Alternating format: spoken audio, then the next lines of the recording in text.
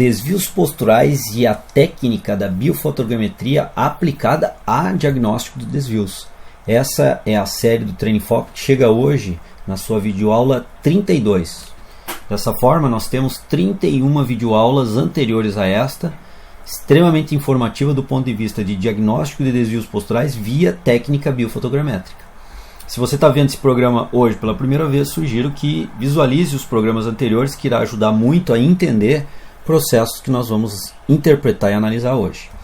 Hoje nós vamos dar continuidade a uma finalização da série, que no próximo programa, na verdade, nós vamos finalizar, então nós estamos bem próximo do final dessa série, no programa de hoje, na videoaula 31, trabalhando com referências biofotogramétricas para uso clínico, para aplicação prática da biofotogrametria e fazermos um diagnóstico de que desvio o indivíduo apresenta e qual é a severidade desse desvio.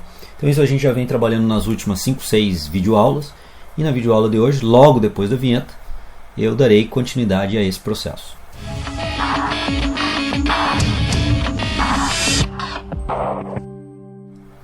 Bem, como já comentado antes da vinheta, as referências biofotogramétricas e o uso clínico dessas referências, ou seja, na prática, é o tema da videoaula de hoje da série de biofotogrametria. Hoje nós vamos estudar as referências para as assimetrias corporais. Então, algumas assimetrias corporais que nós vamos verificar pela biofotogrametria, nós temos referência e vamos trabalhar a análise por essas referências. Algumas assimetrias já foram analisadas em videoaulas anteriores. Portanto, outras que ainda não foram, tiveram a oportunidade de ser incorporadas juntas a outros desvios, nós vamos tratar na videoaula de hoje. Então, primeiramente, vamos começar com a assimetria rotatória da escápula, ou assimetria rotatória escapular. Então, nós temos aqui uma análise. Vejam bem que esses pontos demarcados em cima, pelo demarcador biofotogramétrico, com relação à espinha da escápula, sua conexão com a bordo medial da escápula. Então, eu vou procurar tentar, da melhor forma possível, fazer um desenho da escápula aqui, que nós temos o desenho da escápula, o ângulo inferior, a escápula sobe, e a sua escápula na parte superior. E aqui nós temos o desenho da espinha da escápula. Muito bem, a intersecção da espinha da escápula com a sua borda medial é demarcada, assim como o ângulo inferior da escápula também é demarcado, tanto do lado direito quanto do lado esquerdo, e a partir disso nós temos um segmento de reta que une essas duas linhas e também uma linha vertical perfeita nessa imagem e, portanto, um ângulo formado entre essa linha vertical perfeita e esse segmento de reta constituído da intersecção da espinha da escápula com o bordo medial e ângulo inferior da escápula.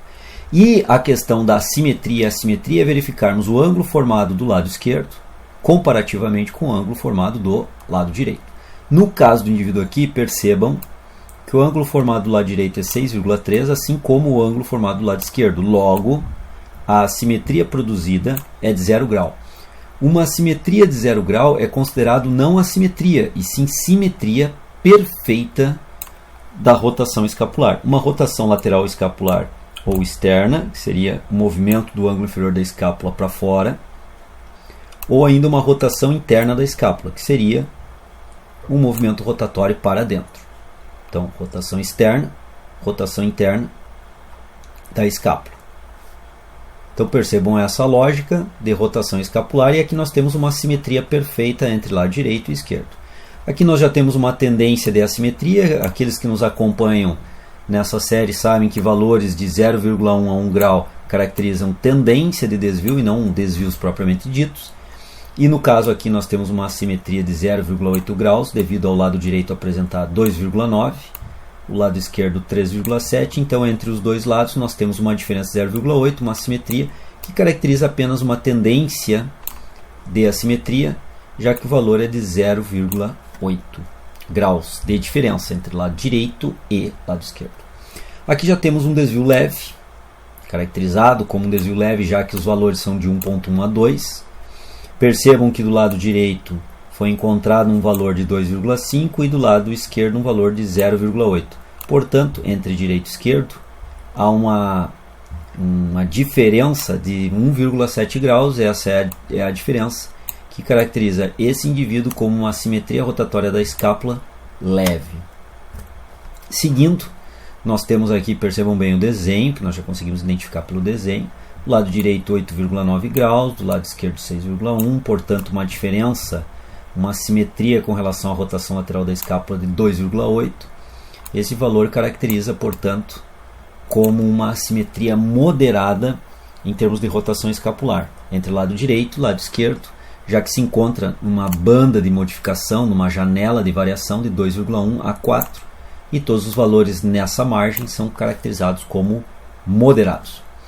Elevado, quando nós comparamos lado direito e esquerdo, nós temos uma assimetria de 5,7 graus. 5,7 graus é uma assimetria superior a 4,1, portanto caracterizando essa assimetria rotatória da escápula como elevada. Um detalhe importante também aqui que nós conseguimos perceber claramente, visualmente, agora não com a biofotogrametria, que a escápula do lado direito está mais aduzida, a escápula do lado esquerdo está mais abduzida em relação a uma linha central corporal, que esse indivíduo também apresenta uma certa escoliose. Isso tem um ângulo que nós podemos calcular aqui. Em videoaulas anteriores eu já demonstrei isso. Então associar essa escoliose e identificar que o lado direito está mais aduzido do que o lado esquerdo, que por sua vez, comparativamente com o direito, está mais abduzida a escápula. Além, é claro, dessa assimetria elevada de rotação lateral da escápula.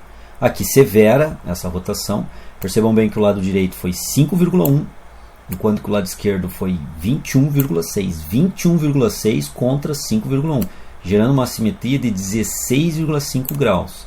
Essa assimetria certamente caracteriza como severa. Percebam também que, olhando na imagem, parece ter sido plotado fora de posição os pontos biofotogramétricos. Entretanto, eles não foram, tenho certeza disso, pois eu fui o avaliador desses pontos. Estão exatamente sobre ângulo inferior da escápula, espinha da escápula com bordo medial, espinha da escápula com bordo medial e ângulo inferior.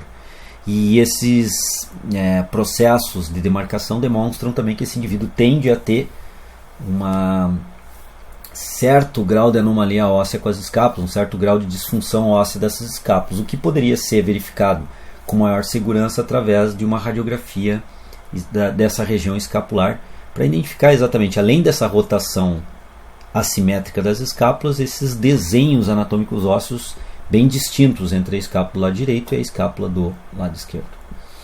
Aqui ainda uma outra assimetria severa, não tanto como a anterior, de 12 graus de assimetria entre lado direito e esquerdo, mas também caracterizando como severa. E também, mais uma vez, se nós unirmos os pontos, nós conseguimos perceber claramente que a escápula direita está aduzida em relação à esquerda, e, lógico, por sua vez, a escápula esquerda está mais abduzida em relação à escápula direita. Então a biofotogrametria contribui também com esse processo, além de, como eu disse, através de um ângulo aqui, posicionado entre esses dois segmentos de reta, temos um indicador de escoliose da coluna vertebral. Aqui nós temos uma assimetria ainda severa de 8,2. Vejo que não é uma assimetria tão grave quanto a anterior, mas também é considerado severo, porque valores acima de 6,1 graus são considerados severos. Nós conseguimos identificar isso. Com relação à simetria coronal dos joelhos, é com relação ao alinhamento do joelho direito com o esquerdo e o seu grau de assimetria, que no caso aqui é 0,1, tendência de assimetria, onde nós analisamos a questão do joelho valgo e varo com os mesmos ângulos que agora temos aqui, porém agora analisado de forma bilateral e comparando lado direito com o lado esquerdo. Lado direito 176,7, lado direito 176,7, lado esquerdo 176,8, uma simetria de 0,1, portanto, seguindo a lógica de tendência de desvio. Aqui um desvio leve, pelo mesmo motivo, a assimetria gerada foi de 1,2 graus, dentro da janela de leve. Temos uma assimetria entre lado direito e esquerdo agora moderada, 3,4 foi encontrado, portanto dentro da janela caracterizado como moderado. Independentemente do joelho se caracterizar como valgo, normal ou varo, o que nós estamos comparando é a assimetria entre lado direito e esquerdo. Percebam que aqui o joelho claramente é valgo, tanto do lado esquerdo quanto do lado direito, e a assimetria encontrada ela é moderada. Poderíamos ter um joelho varo ou normal, o que nós estamos buscando identificar agora é o grau de assimetria entre direito e esquerdo. Quero deixar isso bem claro. Para analisarmos o valgo e o varo, nós vamos nos ater à interpretação de um único ângulo, de um lado via informações de janela de normalidade e ângulo valgo e varo que eu passei em videoaulas anteriores. Cabe você procurar essa videoaula e interpretar os valores. Aqui uma assimetria do joelho entre lado direito e esquerdo de 4,2. Uma assimetria considerada elevada do joelho. Agora aqui, seguindo a assimetria do tornozelo, onde nós plotamos uma aléolo lateral e uma tangente em relação ao calcâneo. Uma aléolo lateral, uma tangente em relação ao calcâneo e fizemos um ângulo com relação à vertical.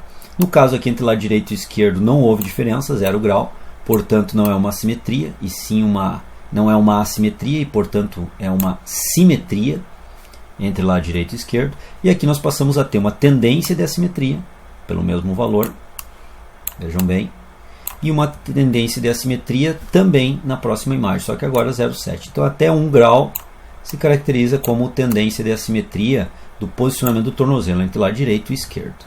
Aqui já um desvio leve entre o posicionamento do tornozelo lado direito e esquerdo, porque se encontra com 2 graus. Essa tendência de assimetria já não é mais, já é um desvio leve, um desvio moderado devido a uma assimetria de 3 graus dentro da janela caracterizada como moderada. Uma assimetria agora elevada, devido mais uma vez à janela que nós trabalhamos. Então aqui são os pontos de análise seguindo a questão da assimetria de joelho, tornozelo, como nós vimos na videoaula de hoje, joelho e tornozelo, e também a simetria de escápulas. Aqueles que ainda não conhecem, tenho sempre convidado dentro dessa série a conhecer a Escola Treino em Foco. Na Escola Treino em Foco nós temos vários cursos, inclusive o curso de análise de desvios posturais via biofotogrametria, tem vários pontos trabalhados aqui. Sugiro para vocês conhecerem, se agradarem, de repente fazerem o curso conosco, ok? Então na videoaula de hoje nós demos análise aí das assimetrias e simetrias para diferentes pontos corporais. Espero que você tenha gostado do conteúdo da videoaula de hoje. Aguardo vocês na próxima videoaula, onde nós vamos encerrar essa série, tá ok? Então uma ótima semana a todos, um grande abraço, encontro vocês semana que vem na última videoaula da série de biofotogrametria aplicada aos desvios posturais. Um grande abraço, até lá! E de extrema importância, eu diria, para as áreas de saúde, particularmente fisioterapeuta e o educador físico. Aqui, de novo, mais algumas imagens de alguns trabalhos que eu publiquei, onde nós fazíamos alguns alinhamentos corporais e nivelamentos corporais sendo analisados, até para identificarmos potenciais assimetrias corporais.